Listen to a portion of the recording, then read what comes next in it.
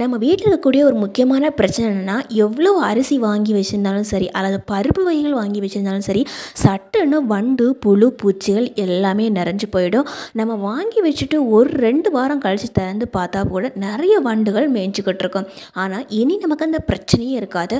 ரொம்ப ஈஸியாக நம்ம இதை சமாளிக்கலாம். இந்த ஒரு பொருளை மட்டும் இதுக்குள்ளே போட்டு வச்சாவே போதுங்க.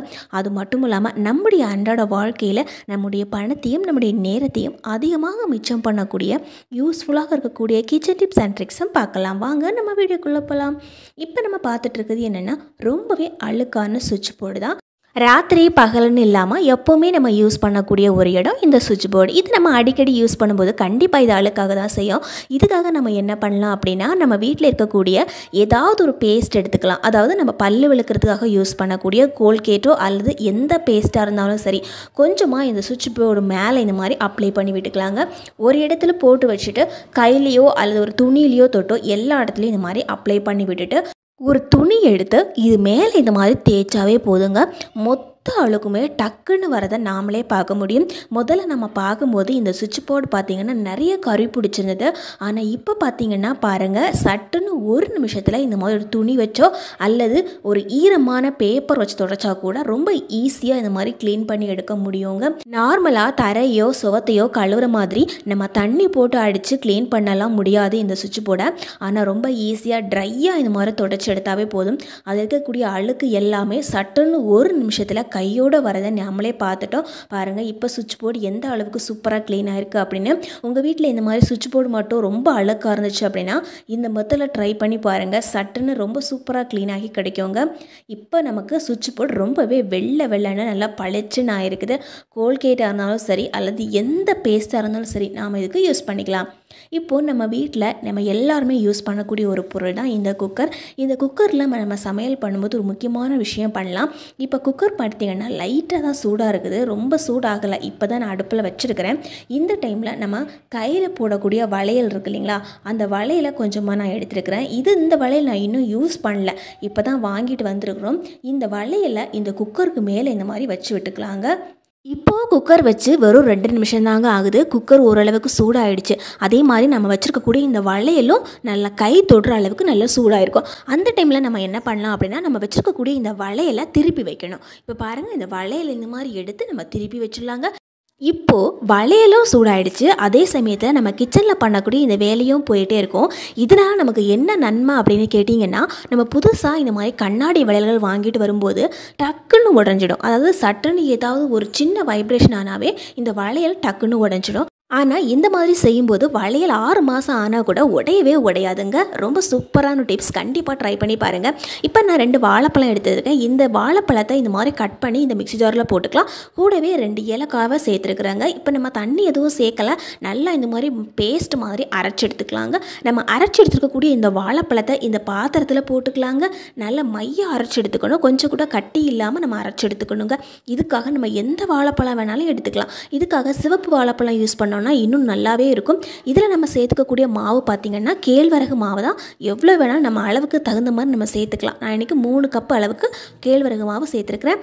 இதில் நம்ம கொஞ்சமாக உப்பு சேர்த்துக்கணும். ரொம்ப அதிகமாக உப்பு சேர்க்கக்கூடாது. ஒரு சிட்டிகை அளவுக்கு உப்பு சேர்த்துட்டு தேவையான அளவுக்கு தண்ணி சேர்த்துட்டு கை வச்சு இந்த மாதிரி நல்லா பிசைஞ்சு எடுத்துக்கலாங்க. நாம் இதுக்கு நிறைய தண்ணியும் சேர்க்கக்கூடாது. ஒரு 1/2 கப் அளவுக்கு தண்ணி சேர்த்தாவே போதும். தண்ணியும் நம்ம ஒரேடியாக ஊற்றக்கூடாது. கொஞ்சம் கொஞ்சமாக தண்ணி சேர்த்து இந்த மாதிரி நல்லா பிசைஞ்சு எடுத்துக்கலாம். நல்லா பிசைஞ்சு எடுத்ததுக்கப்புறமா கை வச்சு லைட்டாக உருட்டி பார்த்தோன்னா கொஞ்சம் லைட்டாக உருண்டை மாதிரி வரணும். அந்த அளவுக்கு நல்லா பிசைஞ்சு எடுத்துக்கலாம். இப்போ நம்ம ஒரு கைப்பிடி அளவுக்கு அவல் எடுத்து வைக்கலாம். அவல் யூஸ் பண்ணுறதுக்கு முன்னாடி தண்ணியில் ஒரு தடவை நல்லா கழுவி எடுத்துக்கணும். நல்ல தண்ணியில் 2 தடவை கழுவி எடுத்து வச்சுருக்கிறேன். தண்ணி எல்லாத்தையுமே வடிகட்டிட்டு வெறும் அவல் மட்டும்தான் எடுத்து வைக்கணும். இப்போ நாம் இதில் நல்ல டேஸ்ட்டுக்காக 1 கப் அளவுக்கு துருவின தேங்காய் சேர்த்துக்கலாங்க. இப்போ துருவின தேங்காய் சேர்த்தாச்சு. இப்போ நம்ம இனிப்புக்காக வெல்லமோ நாட்டு சர்க்கரையோ அல்லது சீனியோ சேர்த்துக்கலாம். நான் இன்றைக்கி நாட்டு சர்க்கரை சேர்த்துருக்கிறேன். ஒரு 4 ஸ்பூனுக்கு சேர்த்தோன்னா கரெக்டான அளவாக இருக்கும். இப்போ நமக்கு தேவையான அளவுக்கு இனிப்பு சேர்த்துட்டு கையிலேயே இந்த மாதிரி நல்லா பிசைஞ்சு எடுத்துக்கலாங்க.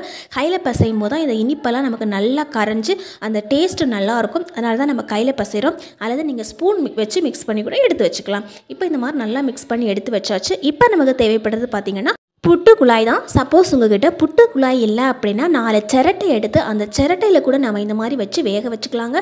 இப்போ நம்ம முதல்ல நம்ம வச்சுருக்கக்கூடிய இந்த அவலை எடுத்து போட்டுக்கலாம். அதுக்கப்புறமா நம்ம மிக்ஸ் பண்ணி வச்சுக்கக்கூடிய கேழ்வரகு மாவு இருக்கு இல்லைங்களா, அதை எடுத்து போட்டுக்கலாம். இதே மாதிரி நமக்கு 3-4 ஸ்டெப்பு கூட வச்சுக்கலாம், அல்லது 2 ஸ்டெப்பில் கூட முடிச்சுக்கலாம். கொஞ்சம் மாவு அப்புறம் கொஞ்சம் இனிப்பு அந்த மாதிரி மாற்றி மாற்றி போட்டு க்ளோஸ் பண்ணி வச்சுக்கலாங்க. இதை நம்ம ஆவியில் வச்சு வேக வச்சு எடுக்கணும். ஆவியில் வேக வச்சு எடுத்தாச்சு. இப்போ நம்ம ஓப்பன் பண்ணி பார்க்கலாங்க. ரொம்ப சூப்பரான, ரொம்பவே டேஸ்டியான, நல்ல ஒரு ஃப்ளேவர்ஃபுல்லான ஒரு புட்டு நம்ம செஞ்சு எடுத்துக்கிறோம். எப்போவுமே நம்ம அரிசி மாவில் புட்டு செய்கிறதுக்கு பதிலாக இந்த மாதிரி கேழ்வரகு மாவில் ரொம்பவே ஹெல்த்தியான புட்டு செஞ்சு பாருங்கள். ரொம்பவே டேஸ்டியாக இருக்கும். அதுவும் இது மாதிரி பழம் சேர்த்து பாத்திரமோ அல்லது இந்த மாதிரி ஒரு குக்கரோ ஒன்று எடுத்துக்கலாங்க. இதில் நம்ம 2 டீஸ்பூனுக்கு கார்ன்ஃப்ளவர் எடுத்துக்கலாம். அதாவது சோள மாவு, நம்ம சமையலுக்கு யூஸ் பண்ணக்கூடிய சோள மாவு 2 டீஸ்பூனுக்கு சேர்த்துக்கலாம். இப்போ இதில் 2 டம்ளர் அளவுக்கு தண்ணி சேர்த்துக்கலாம். 2 டீஸ்பூனுக்கு மாவு சேர்த்துருக்கிறதால 2 டம்ளர் அளவுக்கு தண்ணி சேர்க்கணும். அப்போ தான் அளவு நமக்கு கரெக்டாக இருக்கும். இப்போ எல்லாத்தையும் நல்லா ஒரு தடவை மிக்ஸ் பண்ண வேண்டியதுதான். இப்போது அடுப்பில் வச்சு ஒரு தடவை நல்லா சூடு பண்ணிக்கலாம். இது நல்லா சூடு ஆக ஆக இந்த மாவு ஓரளவு கெட்டியாக ஆரம்பிக்கும். அதனால் சூடு ஆகிட்டு இருக்கும்போதே ஒரு கரண்டி வச்சு இந்த மாதிரி நல்லா கிளறி கொடுக்கணும். இப்போ நமக்கு ஓரளவுக்கு நல்ல கெட்டியாக இருக்குது. இப்போது இதை நம்ம தூக்கி கீழே வச்சிடலாங்க. ஓரளவுக்கு ஆறிடுச்சுது. ஆறினதுக்கு அப்புறமா நம்ம துணிகளுக்கு போடக்கூடிய கம்ஃபோர்ட்டு 1 டீஸ்பூனுக்கு இதில் ஊற்றி நல்லா மிக்ஸ் பண்ணிக்கலாம். இப்போ நம்ம காலியாக இருக்கக்கூடிய ஒரு கம்ஃபோர்ட் பாட்டிலில் இதை ஊற்றி வச்சுக்கலாங்க. இப்போ நம்ம ஒரு பக்கெட் எடுத்துக்கலாம், அல்லது சாதாரணமாக இருக்கக்கூடிய ஒரு பாத்திரத்தில் இதுலேருந்து 1 டீஸ்பூனுக்கு எடுத்து ஊற்றிட்டு 2 டம்ளர் அளவுக்கு தண்ணியும் சேர்த்துக்கலாம். இதில் நம்ம நல்லா மிக்ஸ் பண்ணதுக்கு அப்புறமா நம்ம துவைச்சி வச்சுருக்கக்கூடிய துணியை இதில் இந்த மாதிரி நல்லா முக்கி வச்சுக்கலாங்க. காட்டன் சாரீஸோ அல்லது காட்டன் சட்டையோ யூஸ் பண்ணுறவங்களுக்கு இருக்கக்கூடிய முக்கியமான பிரச்சனை என்னென்னா, இது துவைச்சதுக்கப்புறம் நல்லா காஞ்சதுக்கப்புறம் பார்த்தோன்னா நல்லா சுருங்கின மாதிரி இருக்கும். நாம் இப்போ செஞ்ச மாதிரி துவைச்சி முடித்த உடனேயே இந்த தண்ணியில் நல்லா முக்கிட்டு நம்ம காய போட்டதுக்கப்புறம் பார்த்தோன்னா துணி அயன் பண்ண மாதிரியே இருக்கும். இப்போ நான் உங்களுக்கு காமிக்கிறேன் பாருங்கள். இந்த சட்டை காட்டன் சட்டை தான். துவைச்சதுக்கப்புறமா நல்லா காஞ்சிடுச்சு. இப்போ நம்ம பார்க்கும்போது அயன் பண்ண சட்டை மாதிரியே இருக்கும். திரும்பவும் நம்ம அயன் பண்ணாமலேயே இந்த சட்டையை யூஸ் பண்ணிக்கலாம். இதே மாதிரி காட்டன் சாரீஸ்க்கு கூட செஞ்சு வச்சுக்கலாங்க. சிக்கன் 2 பீஸ் எடுத்து நல்லா ஃப்ரை பண்ண வச்சுருக்கிறேன். அவன் இருக்கிறவங்க அவன்லேயே சிக்கன் தந்தூரி செஞ்சுடுவாங்க. நிறைய பேர் அவன் இல்லாதவங்க இந்த மாதிரி கடாயில் கூட சிக்கன் தந்தூரி செஞ்சு சாப்பிட ஆரம்பிச்சிடுவாங்க. ஆனால் என்னதான் இருந்தாலும் நம்ம கடையில் வாங்குகிற அளவுக்கு இந்த சிக்கன் தந்தூரி டேஸ்ட் வராது. மசாலா நல்லா தடவுனதுக்கு அப்புறமா இந்த சிக்கனை இந்த மாதிரி நல்லா ஃப்ரை பண்ணிக்கலாம். இப்போ சிக்கன்லேருந்து நமக்கு இந்த மாதிரி கொஞ்சமாக எண்ணெய் வடிஞ்சிருக்கும். இந்த எண்ணெயில் 2 டீஸ்பூனுக்கு ஒரு சிரட்டையில் எடுத்து ஊற்றிக்கலாங்க. நம்ம சமையலுக்கு தேங்காய் யூஸ் பண்ணோன்னா கிடைக்கக்கூடிய வேஸ்ட்டு தான் அந்த சிரட்டை. அந்த சிரட்டையில் இந்த மாதிரி 2 டீஸ்பூனுக்கு இந்த எண்ணெயை எடுத்து ஊற்றிக்கலாம். இப்போ நம்ம ஒரு பேப்பரோ அல்லது வேறு ஏதாவது பொருளோ யூஸ் பண்ணி இந்த மாதிரி பற்ற வச்சுக்கலாம். இந்த எண்ணெயிலேயே இது கொஞ்சம் நேரம் நல்லா பற்ற ஆரம்பிக்கும். கொஞ்சம் நேரத்திலேயே இந்த சிரட்டையிலேருந்து ஒரு ஓரத்தில் நமக்கு இந்த மாதிரி தீ வர ஆரம்பிச்சிடும். சிரட்டையை முதல்லையே நம்ம இந்த மாதிரி ஒரு கிண்ணத்தில் வச்சு பற்ற வைக்கணும். நல்லா பற்றினதுக்கு அப்புறமா நம்ம எடுத்து வைக்கிறதுக்கு கஷ்டமாக இருக்கும், ஏன்னா சூடாக இருக்கும். இப்போ நம்ம ஃப்ரை பண்ணி வச்சுருக்கக்கூடிய இந்த சிக்கனுக்கு நடுவுலையோ இந்த மாதிரி ஓரத்துலேயோ இந்த சிரட்டையை எடுத்து வச்சுக்கலாம். இப்போது ஒரு 10 நிமிஷம் நாம் இந்த மாதிரி க்ளோஸ் பண்ணி வச்சுக்கலாங்க. இதுலேருந்து நல்ல ஒரு வாசனை வரும். இப்போ நம்ம சிக்கன் தந்தூரியை வெளியே எடுத்து வச்சு சாப்பிட ஆரம்பிச்சிட வேண்டியதான். கடையில் வாங்குகிற அளவுக்கு சூப்பரான ஒரு சிக்கன் தந்தூரி ரொம்ப சிம்பிளாக இந்த மாதிரி ரெடி பண்ணி சாப்பிட்லாங்க. டேஸ்ட்டும் ரொம்ப ரொம்ப அருமையாக இருக்கும். வீட்டில் சிக்கன் வாங்குறீங்கன்னா ஒரு தடவை இதை ட்ரை பண்ணி பாருங்கள். ஒரு பவுல் எடுத்துக்கலாம். இந்த பவுலில் 1/2 கப் அளவுக்கு நம்ம சாப்பாட்டுக்கு யூஸ் பண்ணக்கூடிய அரிசி எடுத்து வச்சுருக்கிறேன். இந்த அரிசியை ஒரு தடவை நல்லா கழுவிட்டு இந்த மாதிரி ஒரு பாட்டிலில் எடுத்து போட்டுக்கலாங்க. முக்கியமாக இந்த அரிசியை ஒரு தடவை நல்லா கழுவிட்டு தான் எடுத்து போட்டுக்கணும். நம்ம வீட்டில் ஆப்பிள் வாங்கினோன்னா ஆப்பிளோட தோலெல்லாம் இந்த மாதிரி நம்ம சீவி வச்சுருப்போம். இப்போ நம்ம சீவி வச்சுருக்கக்கூடிய இந்த ஆப்பிள் தோலை இந்த பாட்டிலுக்குள்ளே போட்டுக்கலாம். கூடவே ஆப்பிள் பீஸ் இருந்ததுன்னா கட் பண்ண 2 பீஸும் இந்த மாதிரி இந்த பாட்டிலுக்குள்ளே எடுத்து போட்டுக்கலாங்க. இப்போ நம்ம சாதாரணமாக குடிக்கிறதுக்காக யூஸ் பண்ணக்கூடிய தண்ணி இது மூழ்கிற அளவுக்கு ஊற்றி வச்சுக்கலாம். இந்த பாட்டிலை நல்லா க்ளோஸ் பண்ணிவிட்டு இதை இப்படியே ஒரு 2 நாள் அப்படியே வச்சுக்கலாங்க. ஃப்ரிட்ஜில் வைக்க வேண்டாம், வெளியவே வச்சா போதும். 2 நாளுக்கு அப்புறமா நம்ம எடுத்து பார்க்கும்போது இந்த தண்ணியில் நல்லா நுரையா வர ஆரம்பிச்சிருக்கும். அதே மாதிரி அரிசியும் நல்லா ஊறி போயிருக்குங்க. இப்போ நம்ம பாட்டிலை ஓப்பன் பண்ணிவிட்டு இந்த தண்ணியை மட்டுமே வடிகட்டி எடுத்துக்கலாம். ஒரு டீ வடிகட்டி எடுத்து வச்சு அது மேலே இந்த மாதிரி வச்சோன்னா அந்த தண்ணி மட்டுமே நமக்கு தனியாக ஃபில்டர் ஆகி கிடைக்கும். இந்த தண்ணியை நம்ம ஒரு ஸ்ப்ரே பாட்டிலில் எடுத்து ஊற்றி வச்சுக்க வேண்டியதான். ஆப்பிளில் மேலிக் ஆசிட் அப்படின்னு ஒரு ஆசிட் இருக்கும். இந்த ஆசிட் ஃபுல்லாகவே இந்த தண்ணியில் இறங்கி இருக்கும். இந்த தண்ணியை நம்ம டெய்லி நம்ம தூங்குறதுக்கு முன்னாடி முகத்தில் நல்லா ஸ்ப்ரே பண்ணிட்டு தூங்கினோன்னா முகத்தில் இருக்கக்கூடிய கருவளையங்கள், பிளாக் மார்க்ஸ் எல்லாமே போயிடும். முக்கியமாக முகத்தில் முகப்பருக்கள் வராமல் தடுக்கிறதுக்கு இந்த மேலிக் ஆசிட் ரொம்ப ரொம்ப யூஸ்ஃபுல்லாக இருக்கும். நம்ம ஃபேஸ் பேக் போடும்போதும் இந்த தண்ணியை யூஸ் பண்ணிக்கலாம். இப்போ நான் கொஞ்சமாக பூண்டு எடுத்து வச்சுருக்கிறேன். ஒரு 4-5 பூண்டு வரைக்கும் எடுத்து வச்சுருக்கிறேன். இந்த பூண்டை இந்த மாதிரி நல்லா பிரித்து எடுத்துக்கலாம். கிச்சனில் நம்முடைய நேரத்தை நம்ம அதிகமாக செலவிடுற வேலையில் ஒன்று இந்த பூண்டு உரிக்கிற வேலை. அதுவுமே நம்முடைய கை நகம் இல்லாமல் இருந்துச்சு அப்படின்னா பூண்டு உரிக்கிறதுல ரொம்பவே கஷ்டப்படும். இந்த டிப்ஸ் தெரிஞ்சதுக்கப்புறம் கண்டிப்பாக நீங்கள் இந்த முறையில் தான் இனி பூண்டு உரிக்கவே ஆரம்பிச்சிடுவீங்க. அந்த அளவுக்கு ரொம்ப ரொம்ப ஈஸியாக இருக்குங்க. எல்லா பூண்டுகளையுமே வாங்கிட்டு வந்த உடனே இந்த மாதிரி நல்லா பிரித்து வச்சிடலாம். அதாவது ஒரு வாரத்துக்கு தேவையான அளவுக்கு பூண்டை இந்த மாதிரி முதல்ல பிரித்து வச்சிடலாங்க.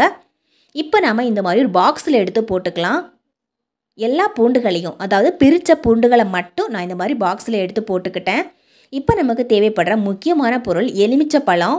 பாதி எலுமிச்சப்பழம் அப்படியே நம்ம பிழிஞ்சு ஊற்றிடக்கூடாதுங்க.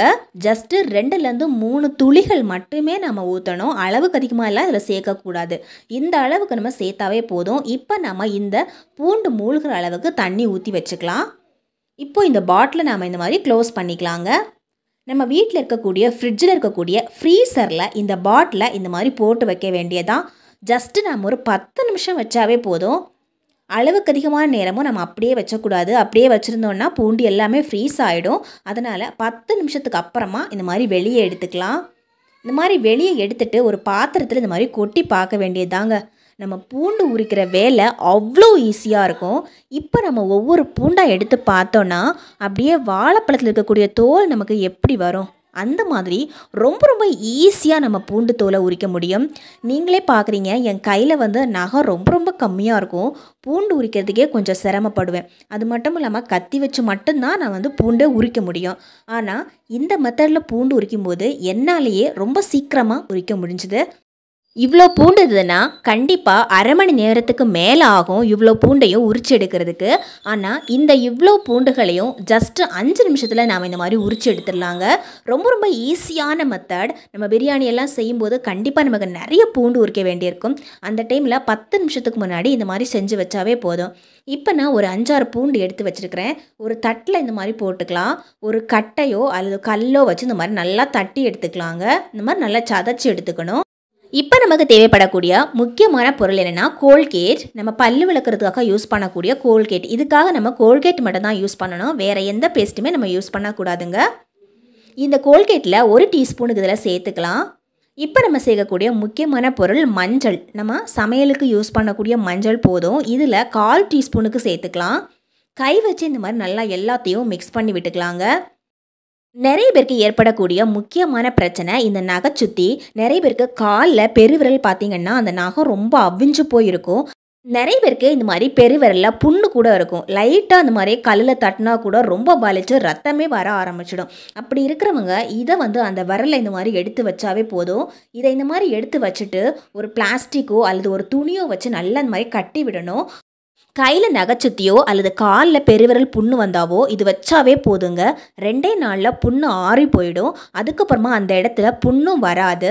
இந்த டிப்ஸ் ஒரு முறையாவது ட்ரை பண்ணி பாருங்கள். ரொம்ப யூஸ்ஃபுல்லாக இருக்கும். இப்போ நம்ம எடுத்து வச்சுக்கக்கூடியது பார்த்திங்கன்னா சாக் பீஸ் தான். எல்லாருக்குமே ஈஸியாக கிடைக்கக்கூடிய ஒரு பொருள் தான் இந்த சாக் பீஸ்.